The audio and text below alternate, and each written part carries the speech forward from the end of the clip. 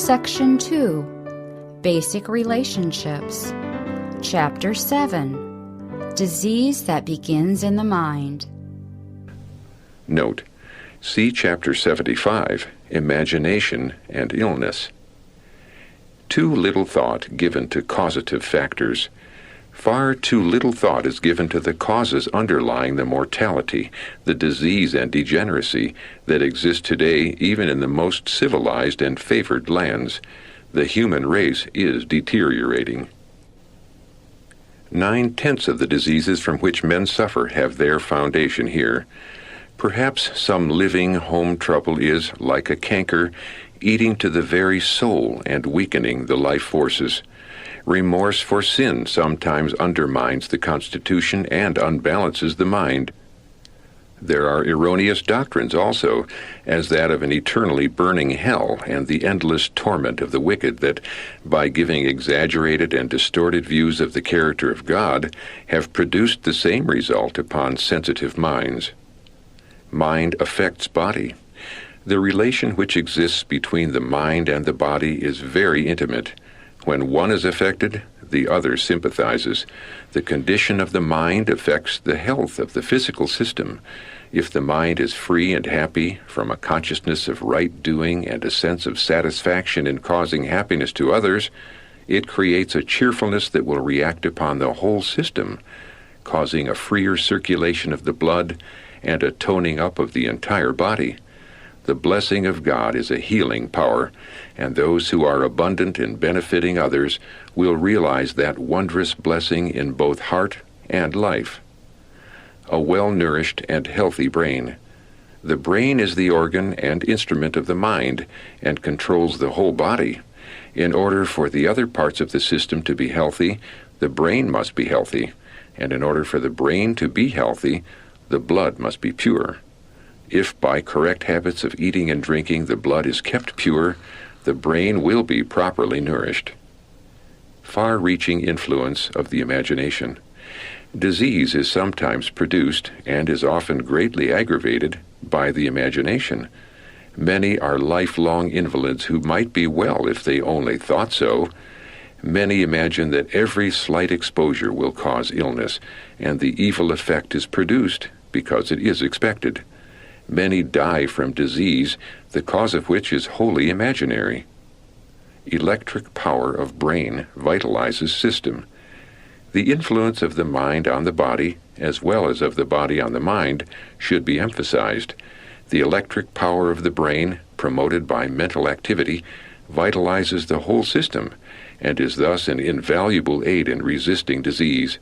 This should be made plain.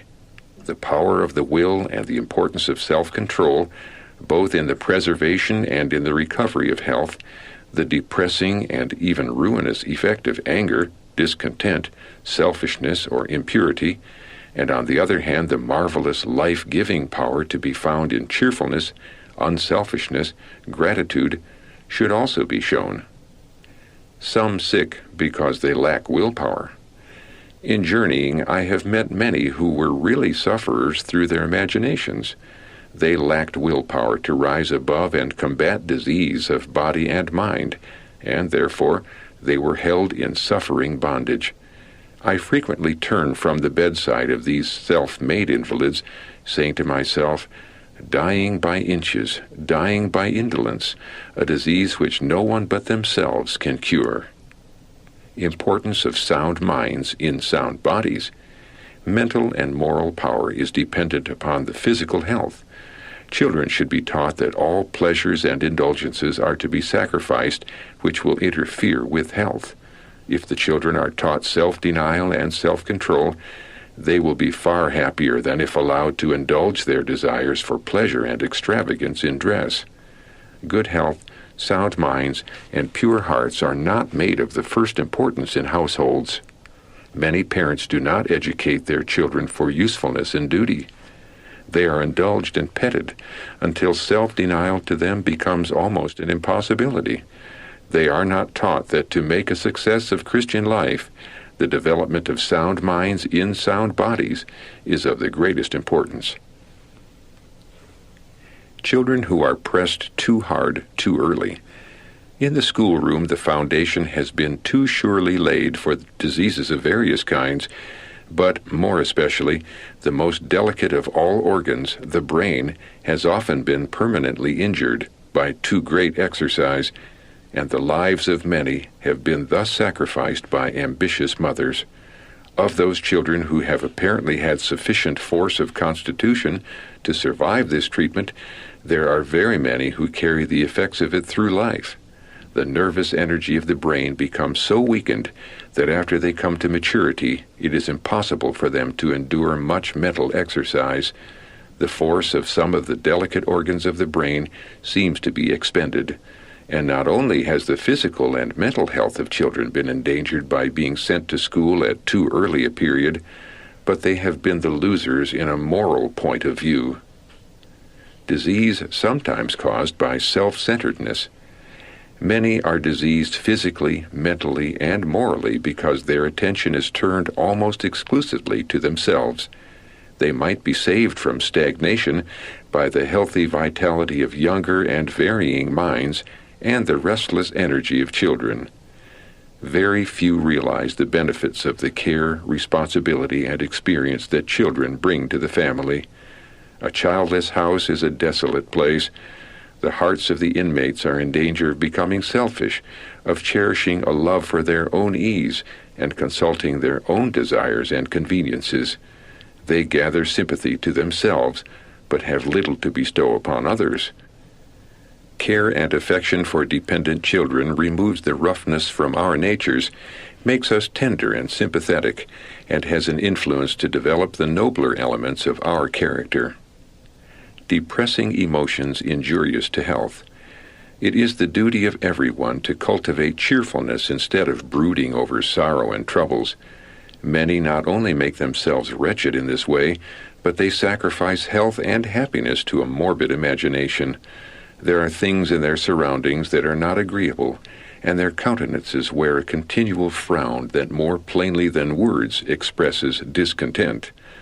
These depressing emotions are a great injury to them health-wise, for by hindering the process of digestion, they interfere with nutrition. While grief and anxiety cannot remedy a single evil, they can do great harm. But cheerfulness and hope, while they brighten the pathway of others, are life unto those that find them, and health to all their flesh. Proverbs chapter 4, verse 22. In treating sick, study minds. Note, see chapter 42, Mind and Health. In the treatment of the sick, the effect of mental influence should not be overlooked. Rightly used, this influence affords one of the most effective agencies for combating disease. Sickness originates in the mind. A great deal of the sickness which afflicts humanity has its origin in the mind and can only be cured by restoring the mind to health. There are very many more than we imagine who are sick mentally.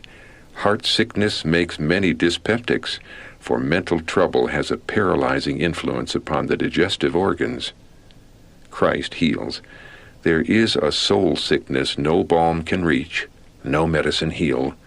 Pray for these and bring them to Jesus Christ. Atmosphere provides health and vigor. Above all things, parents should surround their children with an atmosphere of cheerfulness, courtesy, and love. A home where love dwells and where it finds expression in looks, in words, in acts, is a place where angels delight to dwell. Parents, let the sunshine of love, cheer, and happy content enter your own hearts, and let its sweet influence pervade the home. Manifest a kindly, forbearing spirit, and encourage the same in your children, cultivating all those graces that will brighten the home life. The atmosphere thus created will be to the children what air and sunshine are to the vegetable world, promoting health and vigor of mind and body.